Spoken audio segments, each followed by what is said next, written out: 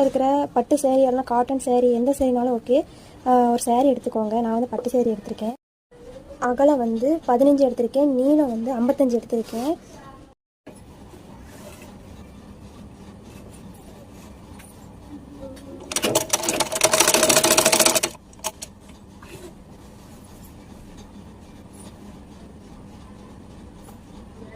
சின்ன சின்னதாக தைக்க மாதிரி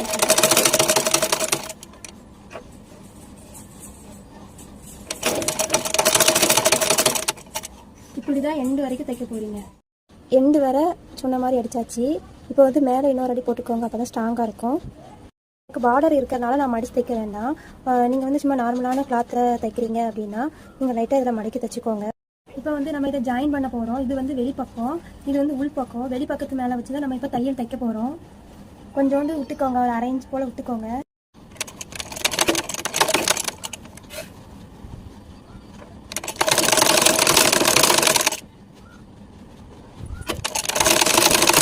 அடுத்து என்ன பண்ண போகிறோன்னா இதை இப்படி மடக்கி தைக்க போகிறோம். இந்த மாதிரி மடக்கி தைங்க. இதில் கொஞ்சமாக இப்படி மடக்கி இப்படி உள்ள வச்சு தைங்க.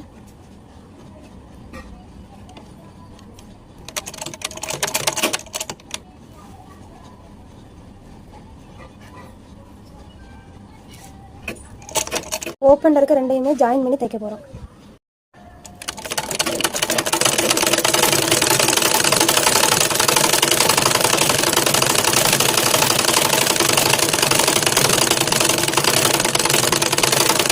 அவ்வளோதான், பட்டு பாவாடை தச்சு முடிச்சாச்சு.